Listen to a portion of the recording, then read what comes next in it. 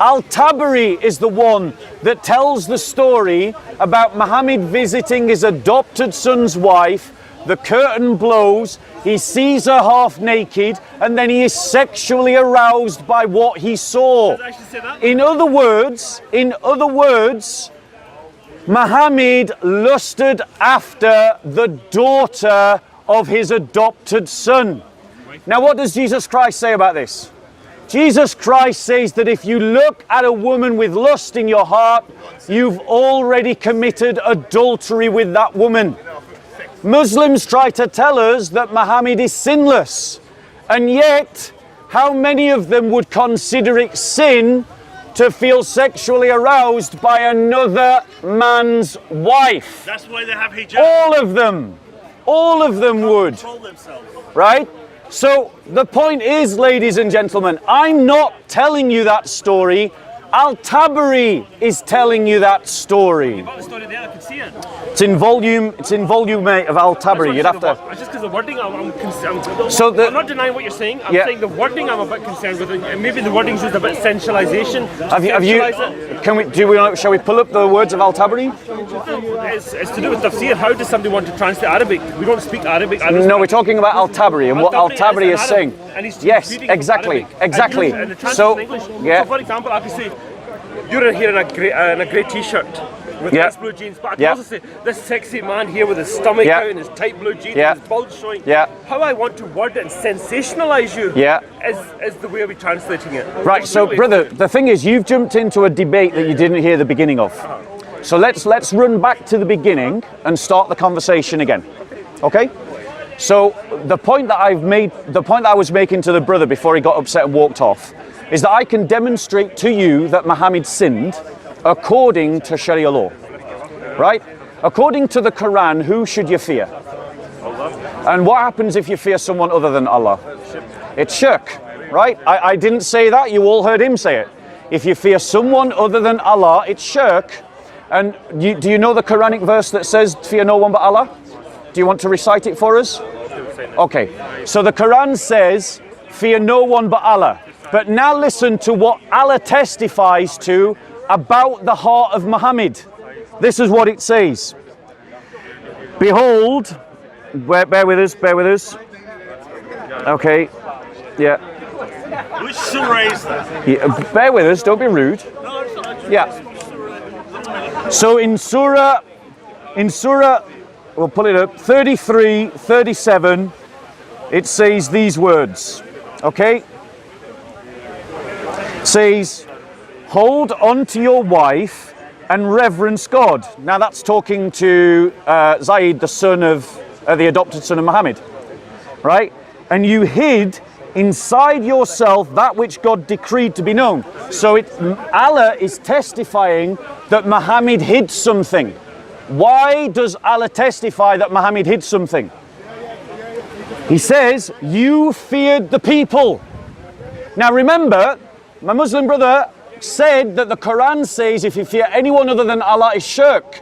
And the Quran teaches that you should fear no one but Allah. But then Allah testifies that Muhammad feared the people, which means that according to Sharia law, Muhammad broke the Sharia law. He did that which was haram and he committed shirk. How would you like to reply to that? It's all about wording again. Did he fear the people? Was he actually fearing the outcome? There's a difference between I'm scared of this man here who's going to attack me, or I'm concerned about his reaction to what I'm going to say. There's ways to, again, it's all about the sensation, how you want to word something. And which one of those is not acceptable? I would say that Rasulullah, the Prophet himself, would not have been feared of the people because the people were following him and what he has been. If it's been revealed that he is to, for example, marry someone or declared to do something, the Muslims are going to accept him. He doesn't need to fear their outcome. Why would he fear their outcome? They will accept what he is saying. He is the Prophet. Okay, can I reply to that? Yes. Okay, so thank you very much for engaging. I like having calm conversations, right? But the reality is, listen to the words of your Quran, right? Because the Quran is contradicting you. The Quran is saying what you're saying is wrong. What surah is it? It's Surah 33, Ayah 37. Okay? It says literally, and when it was, and it says, and you hid inside yourself that which God decreed to be known, you feared the people. So it's saying you hid something, and you hid something because you feared people. But the Quran says, don't fear anyone but Allah. And you said yourself, there's a difference between fearing someone because he's bigger than you and he's going to beat you up, and fearing the reaction of people. Well, there's nothing in this verse of the Quran that suggests that that Muhammad was scared of being beaten up. What it seems to suggest is he fears the reaction of people. And so he hid something until Allah exposed him and said, no, you're fearing the people, tell them what I want you to tell. Which is about the abolition of adoption. I respect you, but I don't see... translation. I've looked at two translations. It says, keep your wife in fear of Allah while you concealed within yourself that which Allah is to disclose. Right, shall we pull up multiple translations then? No, it says here, keep your wife in fear of Allah, which okay. Well, you're concealed within yourself that which is Allah's to disclose. So, for example, if you're a prophet, if you take Allah, the Prophet Muhammad for example. If Allah has decreed something to him, oh Muhammad, this is going to be a ruling for your people, okay? It's not to be disclosed yet until I ordain it to be disclosed. So it doesn't mean he's fearing the people, it's just Allah saying to him, for example, I'll give you I'm friendly with you. Like for example, I watched the WWE. This Friday night on SmackDown, Roman Reigns is coming back. Don't announce it on the web just now. Wait till the actual night of Friday and then we'll announce it live on TV. So there could be a reason Allah has says to him, do not declare this law, do not announce this law, do not announce this teaching until I declare it, and Jibreel comes and says, this is now to be disclosed. Right. There could be a reason why it's hidden from the hearts of man, not out of fear. Okay, so let's look at how this passage is translated in various different Qurans, various different translations, because we can just go by what linguists say. Of course. Okay, so in Dr. Mustafa Katab's translation, it says this: and so you were considering the people, whereas Allah was most worthy of your consideration. In the translation of Fadl Solomon, it states, while hiding within what Allah has revealed and fearing mankind, whereas Allah is most worthy of fear. In the translation of Sahih International, it says, and you feared the people while Allah has more right than you fear him. In the translation of Marif ul Quran, it states, Allah was going to reveal, and you were fearing the people, while Allah is more entitled to be feared by you. In the translation of Mufti Taqi Usmani, it states this, and it says, and Allah was going to reveal, and you were fearing the people, and Allah is more entitled to be feared by you. So the fact of the matter is, multiple different Islamic scholars who know Arabic and know English and are translating from Arabic to English translate the words as fear. So in other words, what you're saying is not what your Quran is saying, and the reason why you're saying it is because your scholars have taught you something about Muhammad that your Quran doesn't teach you. Let me finish what I'm saying. Let me finish. Okay, that's fine. So my point to you is that when multiple different Muslim scholars are saying Muhammad feared Allah, you have no justification for saying otherwise, but that's what you're trying to do. And the reason why you're trying to do it is because your scholars have convinced you of something that the Quran doesn't justify. So my question to you, my question to you is, who's right? Who should you believe, the Quran or the scholars? I'm not disagreeing. I have knowledge from Allah. Do you understand here? He does this a lot. You tell lies. God bless you. Go on. From what you're saying is fear the people. I can understand you've got this opinion from multiple sources. I'm not denying that there's not multiple sources that says that. But if I go into Google, for example, and just type in Surah 33, Ayat 37. Yep. The first one, Quran.com, turns around and says, when you say to the one for whom Allah has done a favor and you too have done a favor, keep your wife in fear of Allah while concealing within yourself and what Allah is to reveal. And so you were considering the people where Allah was more worthy of your consideration, right? Yep. It doesn't say fear in that. That's the first result on Google. So normally, so I'm just giving you, then when you look at the actual, when you actually look at the Google. Quran. All of those translations that I read are all from Quran.com. that's what I'm saying. There's multiple sources. It doesn't necessarily mean consideration, fear. So when we look at the linguistics of the Quran and the way ayats are used, it's like there's multiple ways you can tafsir and define an exact word. We can take it as fear, my brother. I'm not saying that he may have been, as a human being, I would have been feared. Like if I turn in and say something sensational, I say, I'm feared of how your reaction is going to be. But it could also be, I'm concerned of your reaction. I'm worried about your reaction. Fear, concern, worried. Yep. I am, there's multiple ways we can look at it. Yes, you're going to take it as fear because obviously, your way of looking at it is going to be, your agenda is going to be as fear. We need to show that Allah, He's prescribed a partner to Allah. You're trying to show you and trying to prove your point. But I'm also saying, while we're respecting your point, because we're having an adult discussion here, there's also the way is, he could have been concerned about what people are going to say. He could have been worried. For example, another example is when things like alcohol was removed from the Muslims, when the hijab was announced, the Prophet himself has received this revelation. He's going to be worried about how his people are going to react. He's got to then discuss with the angel Gabriel. He's got to then speak to the angel Gabriel. How do I prescribe this? Then if we look at the night of Al-Isra wal-Miraj, when he goes and receives the revelation of 50 namaz, he goes and consults with Moses. And Moses says, no, hold on a minute. Your people will not be able to deal with 50 namaz. Is he scared of the people? No. Because if he turns around and says there's 50 namaz, the people have to do it. But he is consulting. He goes back to Allah, goes down to 40, 30, and then comes down to 5 namaz. We have to look at the words and the context. Yes, fear can be used, I'm not denying that, but at the same time we can say he was concerned for his people and how they would react to this revelation coming out. And that's an adult way of saying fear can be used, but there can be multiple definitions. Just with the English language, if you're a teacher and you're going to talk to children, for example, you have to change your language depending on the people you are. And the Arabs at that time are very warm-blooded people. When was this surah revealed? Was it a Makki surah? Was it a Madani surah? Was the Muslims with them? Was the Quraysh against them? Was there attacks on the Muslims? What is the situation? Can I reply? Of course. Yeah. So I'm just saying that there's multiple definitions. Right. So my point is that he quoted from Quran.com. All of the translations that I quoted were from Quran.com. And the vast majority of them said that Muhammad feared the people. And in your example, in your counter example, you said he might have been worried. He might have been concerned. Well, these kinds of emotions, these kinds of sentiments are rooted in fear. They are rooted in fear. If you're worried about the people, then that is a form of fear. If you're concerned about the people's reaction, that's a form of fear.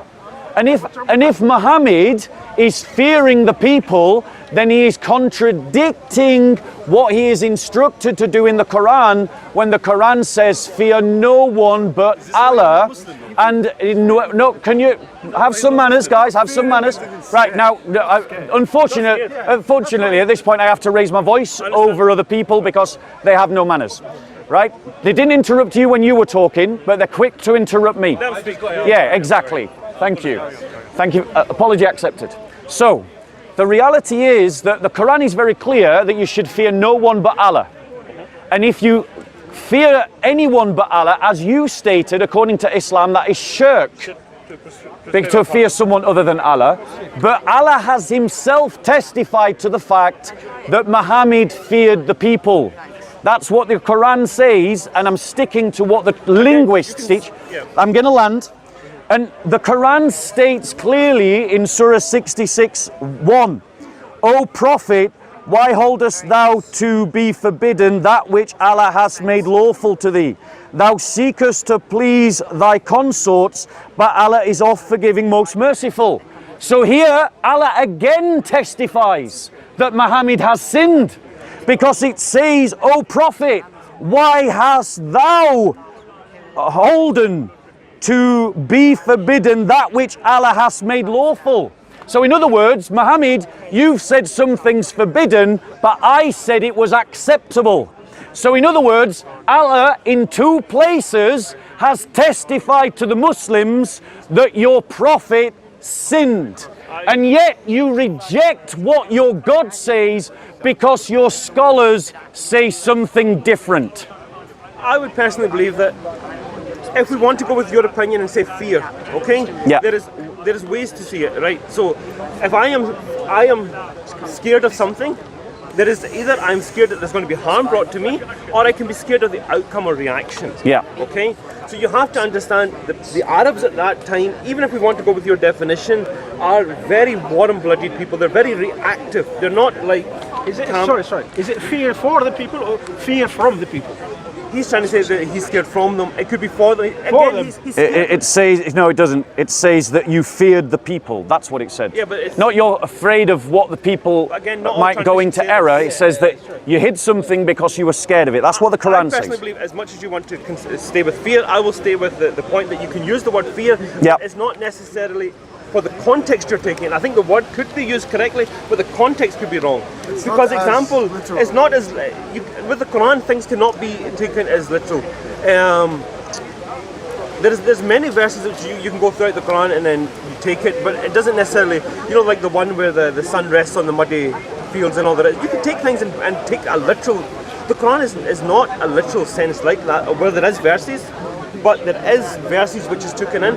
He's got to deliver this message to his people, his ummah. He's got to say to them, this is now the law, right? How will they react? Yeah, go on. Will they accept? For example, we go back. I'll always go back to Al-Isra wal-Miraj. They talk about Abu Bakr as-Siddiq. They call him Sadiq, the believing one. Yeah. The Quraysh turn around and says to him, "You're lying. We don't believe you went to Israel and the Dome of the Rock in one night." Again, it's got to be how you're going to put it through. How is he going to portray this message? Yeah. And a man of wisdom like the Prophet Muhammad sallallahu alaihi wasallam, a man of wisdom is going to use his words carefully, to deliver his words carefully, and be very careful and concerning for his people. How will they react? How will they take this news? How do I break it to them? Do I ease them in, or do I just say, bang, this is now an order? Because if Allah wanted him to bring Islam, the whole Quran would have been revealed in one night, and namaz would have been from day 2, the fasting would have been from day 3, the Hajj would have been from day 4. It came slowly throughout the life of the Prophet. Nothing was done like this. And it's for that concern of the people that Allah knew that these people could not take it in one like that, in my opinion. Okay, so my reply to that is, again, I've shown you now 2 places in the Quran. I'm now going to show you a 3rd where Allah testifies that Muhammad sinned. And at each point, you're not, you're sticking with the fear one, but I think I demonstrated that the vast majority of people who are translating the Quran are using the word fear. Right, in Surah 33:37, it says that Muhammad held back something that he knew to be true, that he was going to reveal, and he did so because he feared the people. And that means that he feared the people despite Allah saying, fear no one but Allah. Now, the point is, I then showed you in Surah 66, Ayah 1, where it says that Allah again testifies about Muhammad, that Muhammad held something to be forbidden that Allah had said was halal, and Muhammad had said it was haram. So he had spoken against Allah's commandments, and Allah says that I had to correct you in Surah 66:1.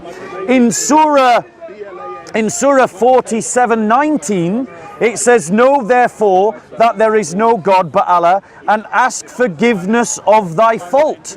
Well, what faults does Muhammad have to repent of? He has to repent of the fact that he was afraid of the people. He has to repent of the fact that he said that which was halal was haram, and he did it because of fear. He did it because of wanting to please his wives in one case and fearing the people in another case. Was that verse for Rasulullah? Was that for the Prophet, that verse? Yeah, I believe so. So I'm building a case, bro. I'm building a case that shows. I'm building a case that shows. Can you hear me? Yeah. I'm building a case that shows that your Quran, Allah Himself, is bearing witness against Muhammad as a sinner, whereas your scholars have convinced you that Muhammad never sinned. And I'm simply inviting you to believe your Quran. Now here's the problem. Why does this matter? Why does it matter? This is why it matters. Because if Muhammad was a sinner, then he's no better than any of us, because we're also sinners. But Christians believe that Jesus Christ is sinless. he committed no sin. He committed And so he is a Jesus better committed example. sin. You're a liar, liar. He's a better example to follow than Muhammad. If you went to a gym Jesus, and one guy came up Jesus to you killed and he people. said, I'm a fitness instructor, and he looked as fat and as out of shape as me, and then another fitness Bible instructor lies. came to you and he's rippling with muscles a within liar. muscles, which fitness instructor are you going to follow? I agree with you. So in terms of moral teaching, in terms of truth, which is the better one to follow, the sinless one or the sinful one? Bible is lies. 1 second. What are you talking about? Torah is Just a lie. keep pushing. You're allowed your opinion. Yes, My of opinion. course. Again, at the end of the day, I would simply say is, your first language is English, my first language is English. None of us are Arabic linguists, right? Yeah. Because even when you're looking at Tabari or any of these tafsir books, when they were released, the translation of the Quran would have came out in Arabic. Yeah. And then through 600 years, 400 years, 300 years, these books have got translated in English. And the words have been simplified and made easier for us to understand. Again, I'm not denying that the word fear could be used, but the context of fear is used wrongly. I'm not saying fear is not wrong, I'm saying the context can be used wrongly. And the case you're building up to say that the Prophet has did these sins, if the Prophet was really like the sinfulness that you're saying, it would not have been difficult for him because no one else heard these revelations except him. When he's revealing these verses and they're getting written down, why is he building a case against himself? If he wants to lie and he wants to manipulate the people, then he can write himself a glowing report. He doesn't need to use words like fear and literally corrupt himself. Why would he be corrupting himself? It makes no sense to me why, if he is wrong, why would he try to corrupt himself? He could manipulate it to change it to the way he wanted it. So those 3 cases you gave me, he could have had those 3 cases wiped from the Quran and made himself a glowing report. Shall I reply? So there are actually countless examples in Islam of what skeptics of Islam like me call convenient revelation. So let me give you some examples of convenient revelation. So, you know, for instance, that that Muhammad forbid any of you to marry more than 4 wives. But he had a convenient revelation that said that he could marry more than 4 wives. He said that he was not the father of the believers. Why? Because if he was the father of the believers, then that means that no Muslim woman could marry him according to your laws of marriage. But he said of his wives that all of his wives are the mother of the believers. Why? Because he didn't want his wives to marry anyone after him. Here's another example. Muhammad was giving the surah of the Quran, the ayah of the Quran, which said that those Muslims who go out and fight in the cause of jihad are better than those who stay behind. At which point he was interrupted by a blind man who was behind him, who said, what about me? I would go and fight jihad except for the fact that I am blind. And then conveniently, the ayah of the Quran changes to those who go out and fight in the way of Allah are superior to those who stay behind, except unless they have a disability.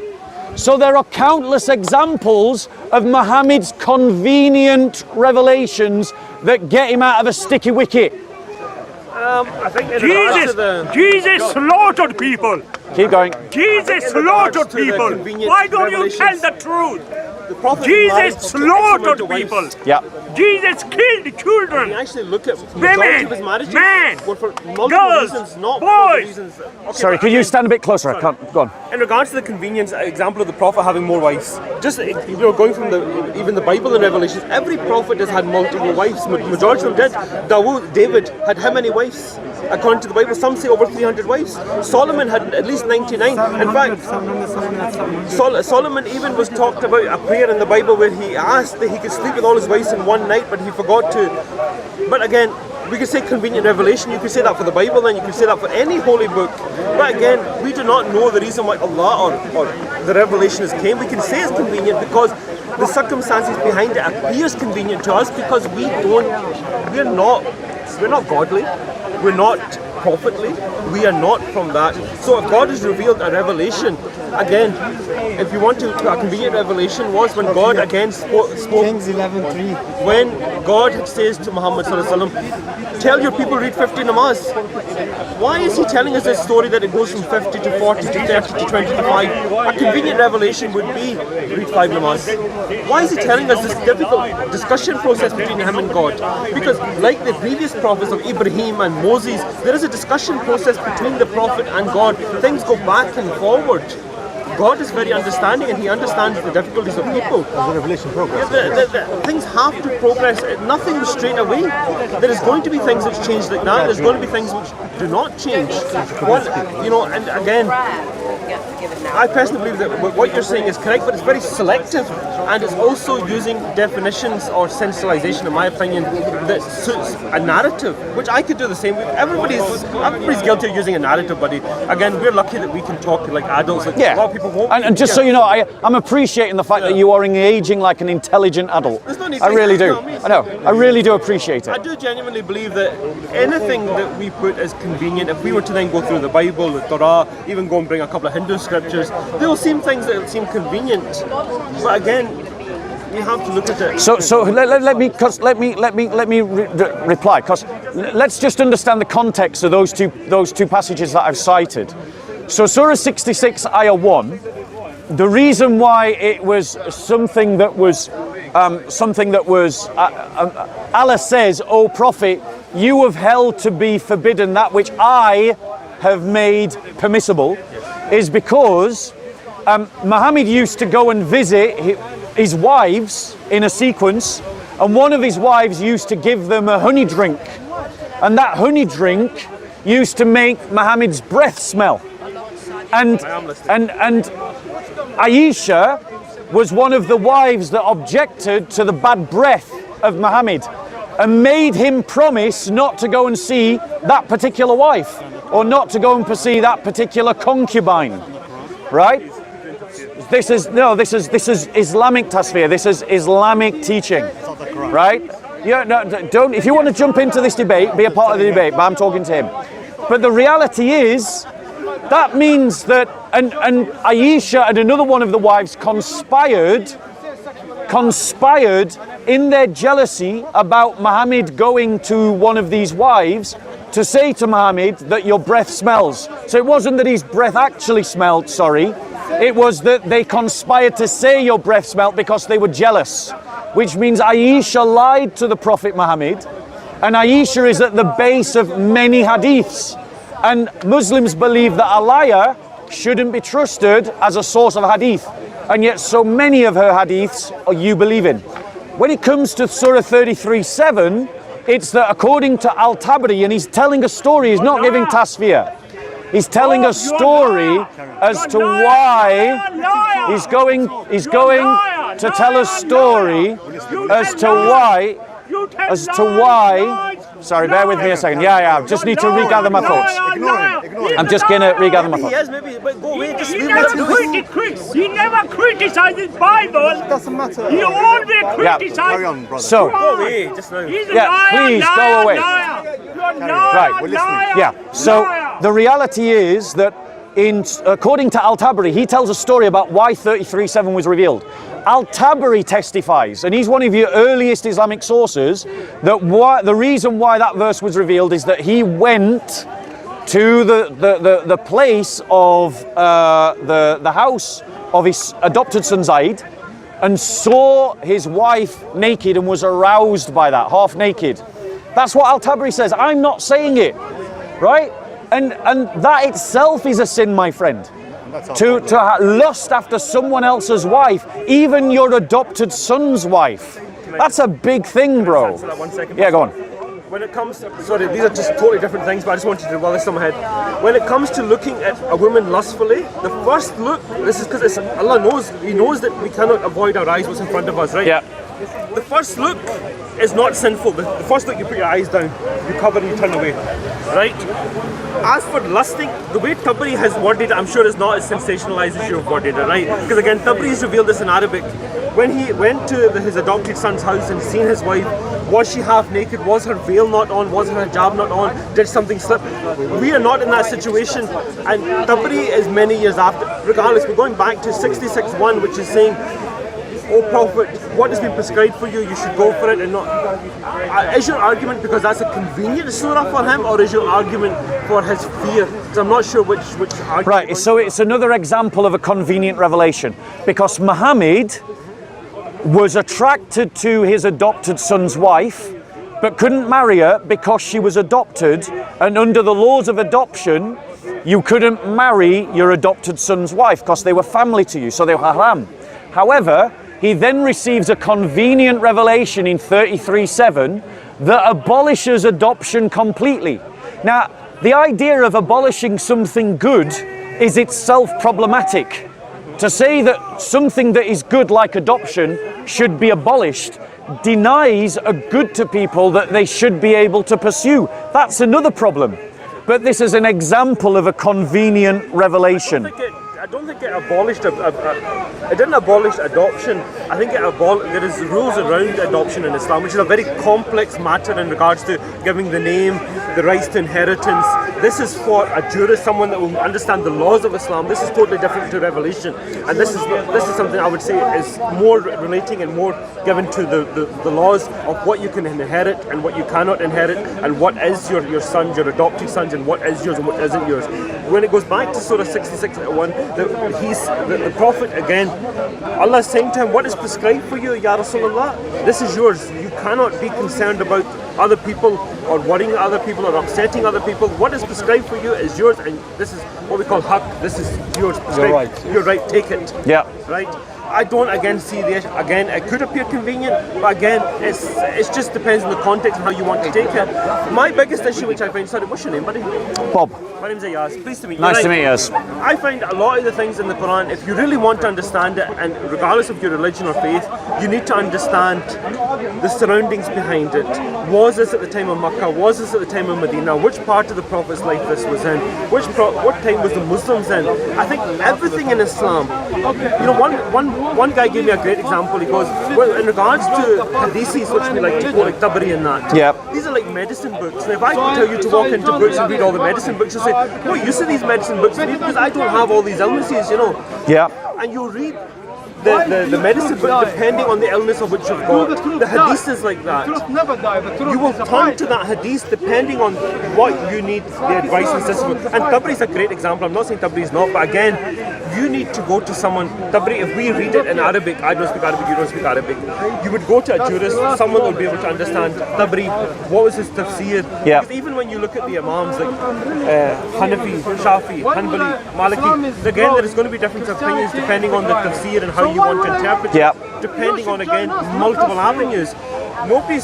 I know how things can sometimes appear on paper, but it's not always as black and white as we like to make it sound. Can I reply? Because what I'm trying, there's now multiple lines of argument that are stacking up. Okay, the first one is that I feel that I've demonstrated, and I don't feel that I've heard a good response, demonstrating that the Quran testifies that Muhammad sinned.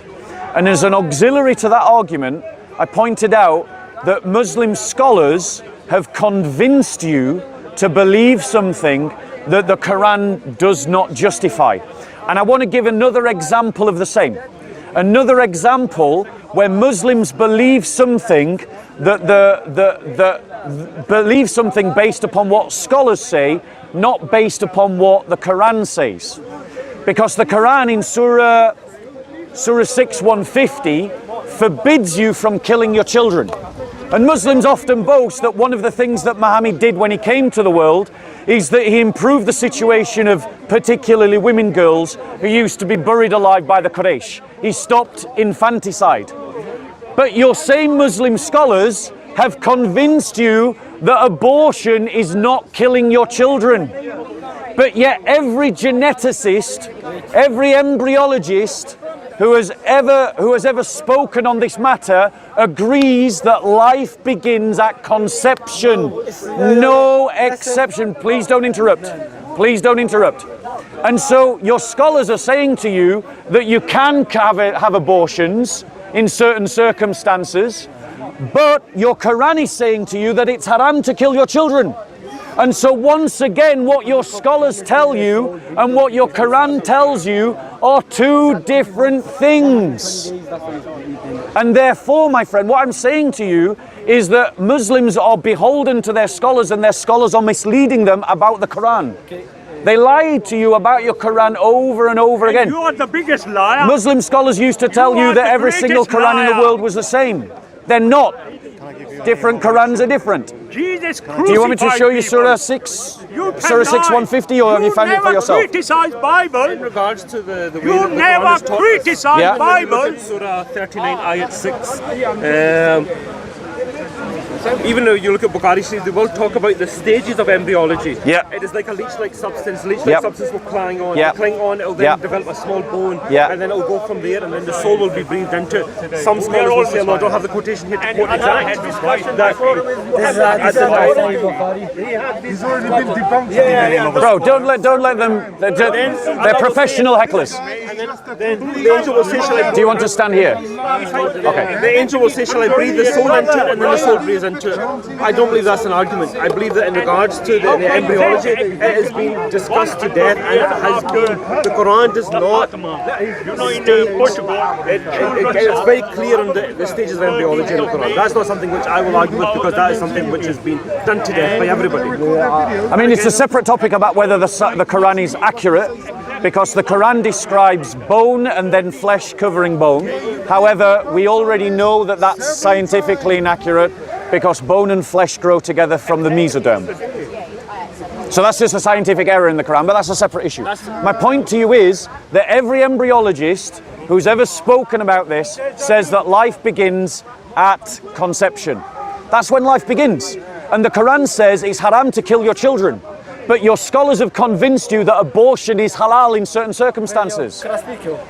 No, I'm having a conversation with him. If he wants to let you in, that's up to him. Sorry, we seem to be going from one topic to the other, right? He's had this discussion before. I know. Yeah. So what my concern is, like, we're going from one topic to the other, but Brother, don't let them interrupt. When this guy interrupted, we agreed not to let him interrupt. Carry on.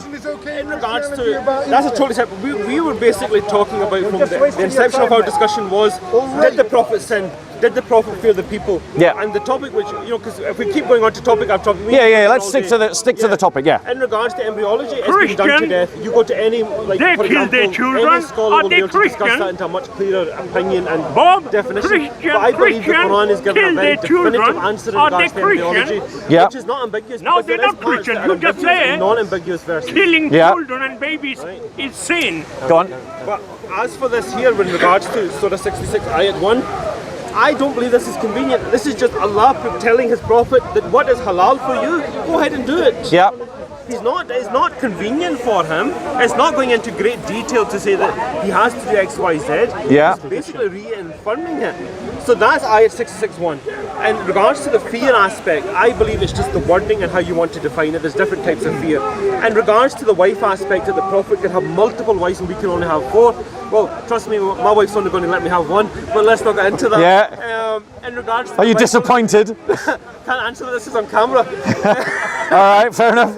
In regards to the Quran, the Torah and the Bible, the prophets had multiple wives. It's not a big issue. Right. They were given different deals to us. Yeah. So allow me to reply, because again, you're saying that I'm saying that it's fear, but I quoted to you multiple translations written by Muslims, It's not every translation. but it's the majority. And the thing is, if the majority of scholars are saying one thing, and you've got an outlying scholar saying another thing, you would be wise to listen to the counsel of the majority, rather than the outlying scholar, unless that outlying scholar puts up a really brilliant argument to overturn everyone else. The fact that the majority of scholars say fear means that that's what the text is saying, and the text can't be read in any other way. Muhammad wanted to marry his adopted son's wife, and he feared the scandal that would cause, and that's why, even though Allah had said to him he could marry his adopted son's wife, he held it back because he feared the scandal from the people. And it says in the Quran that if you fear anyone other than Allah, you've committed shirk. So according to the Quran, Allah's own testimony is that Muhammad sinned. Now let me do a comparison for you, right? Because I want to try and show you why I think this matters, right? Because if you walked into a gym and you saw a fitness instructor who was rippling with muscles, and then another fitness instructor who looked as blobby as me, which of the two fitness instructors are you going to listen to? The one that looks like Mr. Blobby like I do, or the one that's got muscles on muscles? You're going to listen to the fitness instructor that looks like he practices what he preaches. Well, listen to what Jesus Christ, listen to what the scriptures say about Jesus Christ. It says in 1 Peter 2:22, speaking of Jesus, who committed no sin, nor was any deceit found in his mouth. In 2 Corinthians 5:21, God, focus bro, otherwise I'll just talk to everyone else. Yeah. So in 2 Corinthians 5:21, speaking of Jesus, he, God the Father, made him who knew no sin to be sin on our behalf, so that we might become the righteousness of God. In Hebrews 4:15, for we do not have a high priest who cannot sympathize with our weaknesses, but one who has been tempted in all things as we are, yet without sin. The Bible is very clear. Jesus Christ never sinned. He's like the fitness instructor rippling with muscles. However, the Quran is very clear. Muhammad was a sinner just like all of us. Just like all of us. Sister, be quiet, please. Just like all of us. Just like all of us. And therefore, he's like the fitness instructor that looks like Mr. Blobby. You go and follow the fitness instructor that puts into practice what he believes. Now, please note, I was interrupted continuously throughout that conversation, but no one's going to interrupt him. You're a liar! You're a liar, boy! I take it back, he is being interrupted. Go on. No, let him speak. We're having a conversation. Go on. Just let's say one thing. If you want to let people love Jesus and love God, speak about religion in a nice way. Don't criticize the Muslims. I am not Muslim, I am Christian. But you not criticize their belief. Okay, allow me to reply to that, madam. Allow me to reply to that. Because God himself criticized the religion of the pagans.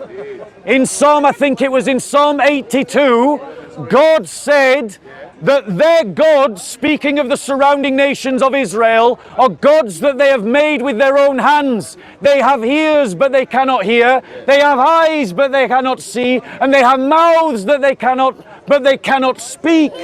Christ himself criticized the Pharisees and called them vipers and whitewashed tombs.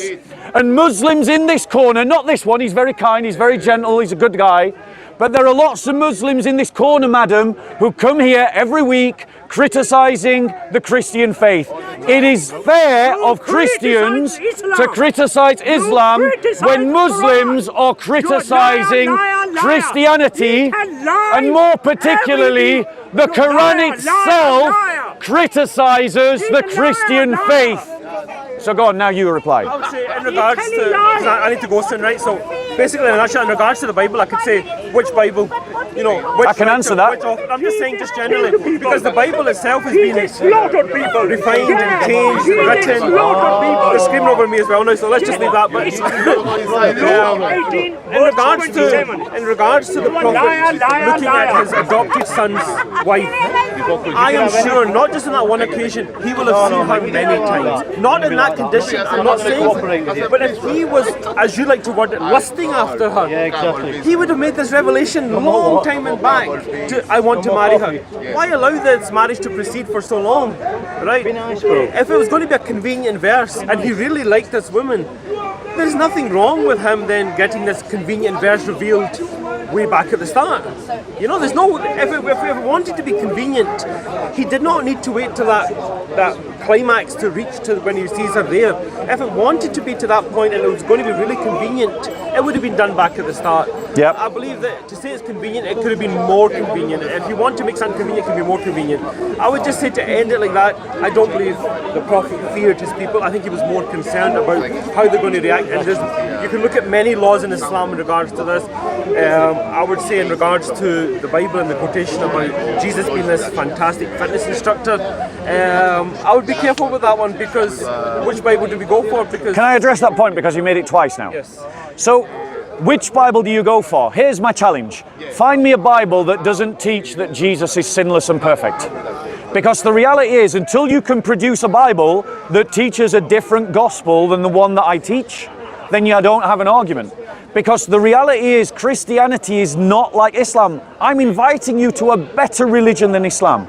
Islam is a religion of the book. It's in Luke. Islam Luke is a religion of the book. Luke Christianity, 18, are you listening? I'm listening. Christianity is a slaughter religion people. about following Jesus as his disciple. It's about the message. And the message of every single Bible, and I challenge you, the message of every single Bible is consistent.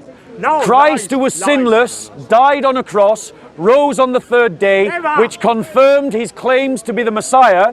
The Messiah is a divine figure. He is God and worthy of your worship. So never bow down and died. worship him You and tell become his lies. disciple. And every single telling Bible that you lie, pick boy. up, You're telling every single lies. one that is a Bible accepted by the church, will teach that message.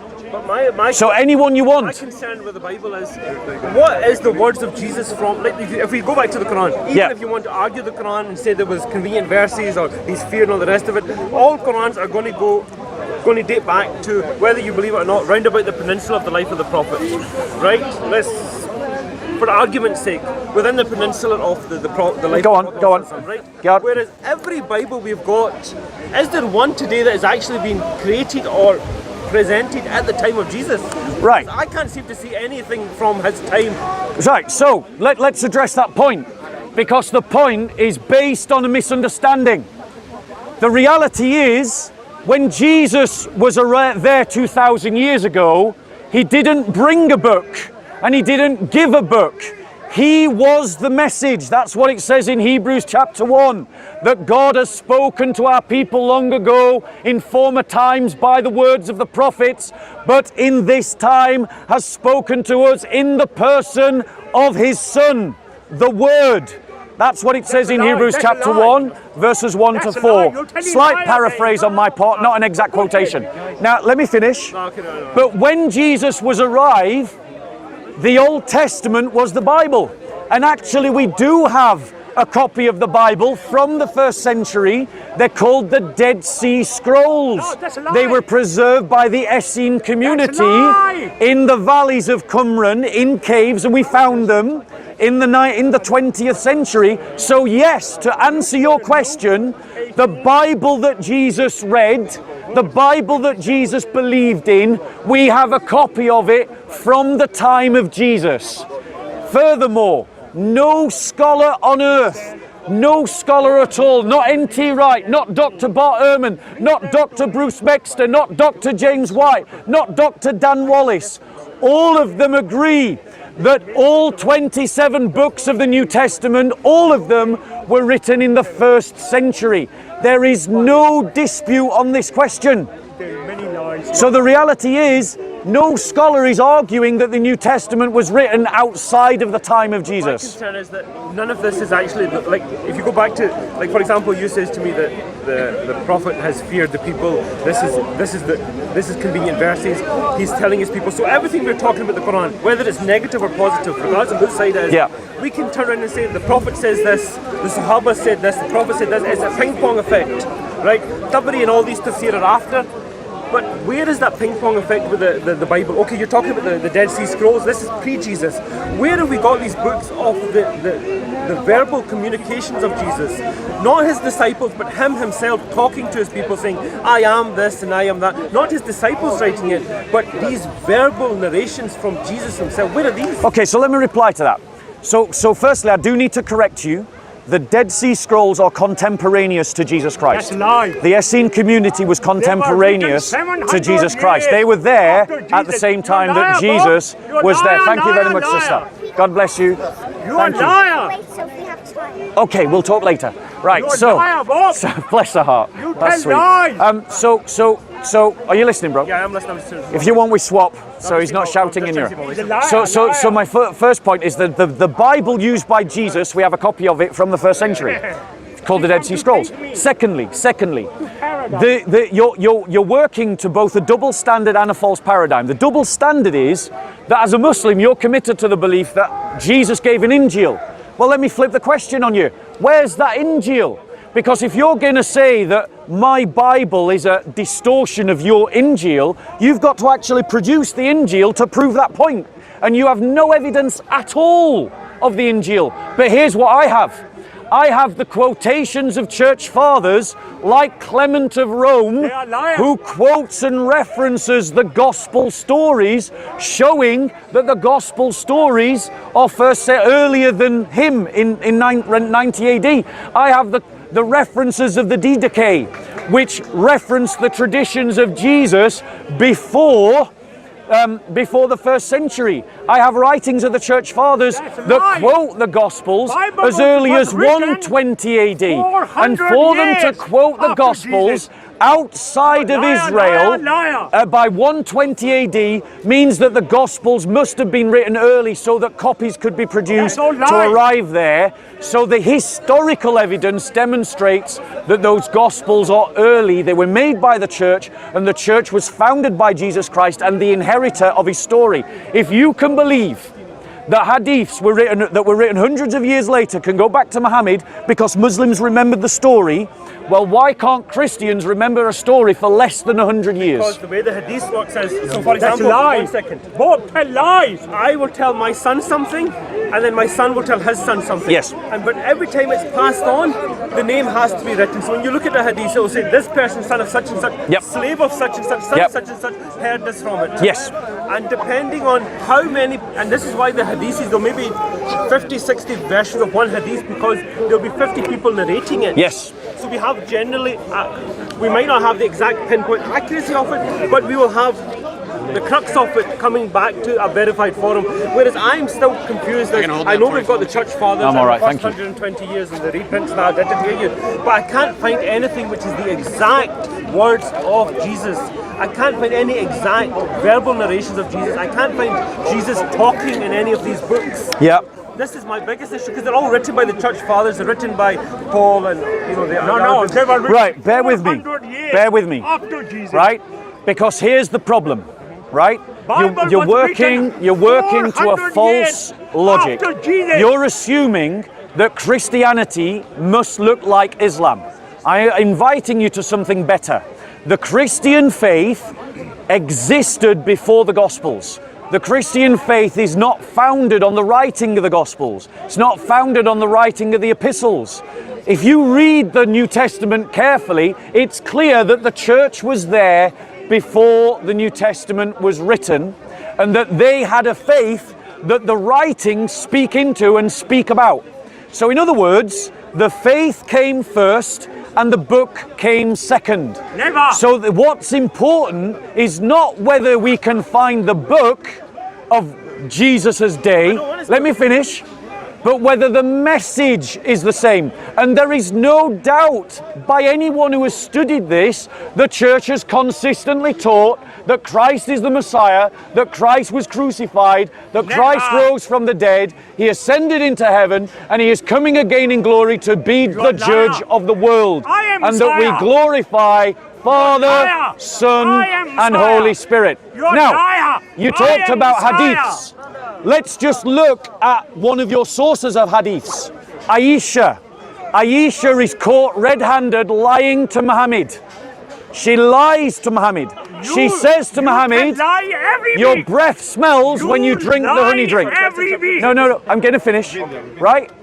And your hadith science says that you can't trust hadiths that come from a liar. And yet you trust the hadiths that come from Aisha, even though your own sources say that Aisha was a liar. Yeah, go on. So just now me and you had this discussion. Every one of these guys here will go away and they will tell this story about what's been discussed today to their families. Yeah. This brother here may be a liar. This brother here may be amazing. This brother here may be a liar. This brother here is amazing, okay? So okay, two liars have narrated this story tonight. Two truthful ones. Third, when any hadith is narrated, it's not one person narrating it. You're talking about Aisha narrating, Hazrat Aisha Siddiqa narrating it. She will not be the only one be narrating this hadith. Any hadith which you go into Bukhari, Muslim, it is multiple sources. So if the Prophet says something sitting in the mosque, it's not one Sahaba saying this and we're saying this Sahaba is great. So there will be multiple sources brought right back to that day when they were sitting in the mosque with the Prophet who will verify it. Same with Aisha. As if Hazrat Aisha had heard him say that this was valid or that is valid, there will be multiple sources, because that's the way that's why they call it Sahih Hadith. It has to have the multiple sources that can be verified back to the source. Not just one person. So okay, if you're telling me Hazrat Aisha Siddiq, I'll disagree with you on the point. I will not speak, anything about Hazrat Aisha. But I'm saying if you're saying to me that she is a problematic source, then what about the other X amount of sources that are quoting this hadith? So let me address that point, because the reason why you can trust the Gospels is because our Isnad chain. I'm sorry, I'm going to have to raise my voice, but not because of you. So I'm going to raise my voice.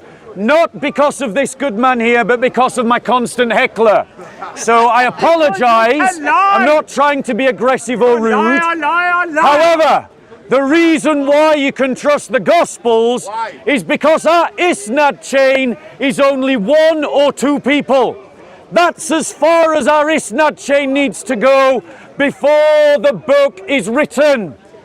That means, ladies and gentlemen, that we don't have the problem that the Muslims have. You're a liar! The Muslims have long chains of Isnad. Why? Because their hadiths were not written until centuries after Muhammad died. You're a liar! 2 centuries, 3 centuries later.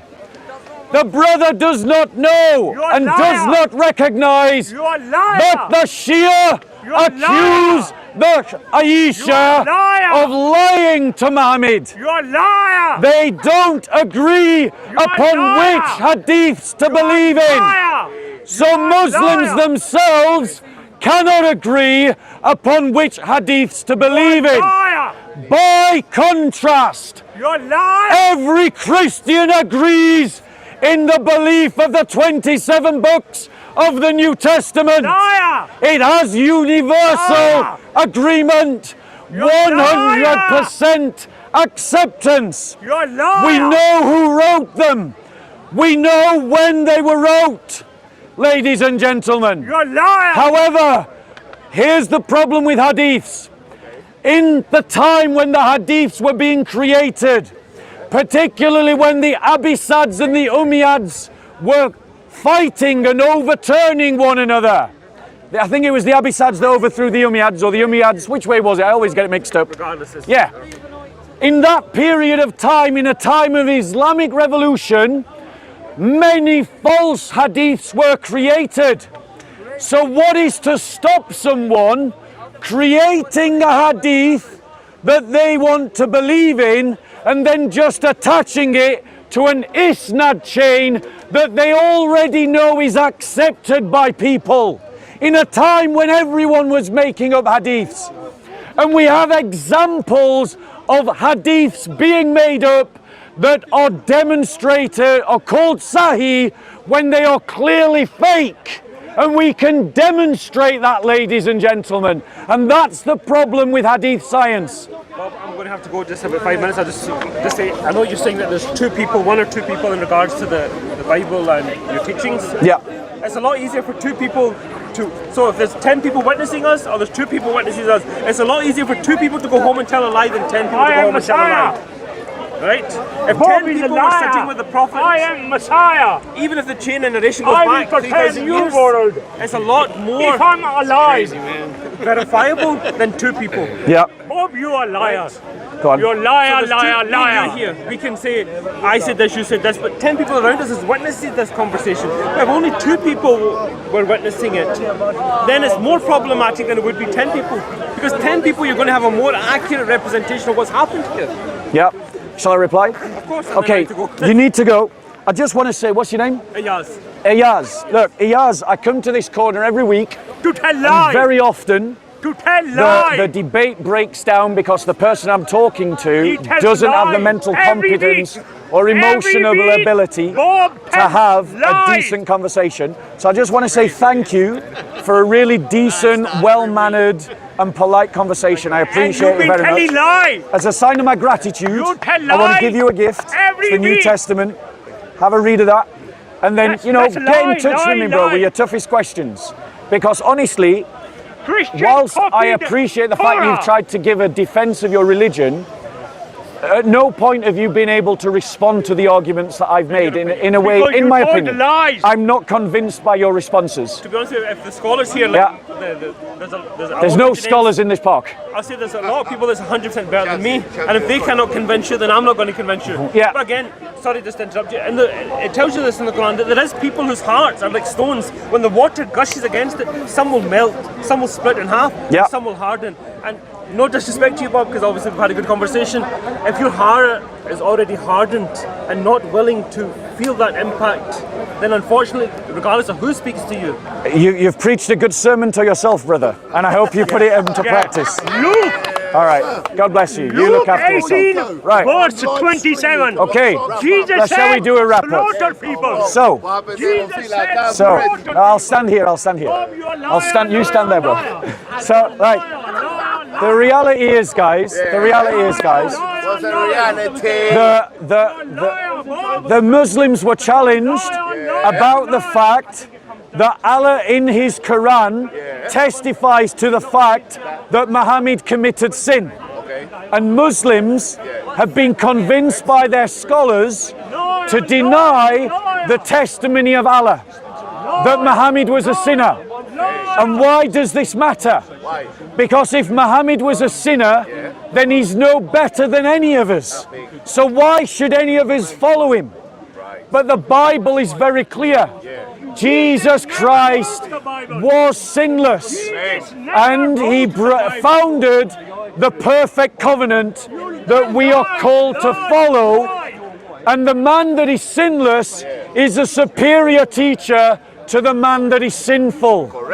And therefore, we are all invited to be disciples of Jesus and to follow Jesus as our Lord and Saviour. And that's why it matters, ladies and gentlemen. You are Well done, well done, well done, Bonfila. Welcome back. Messiah.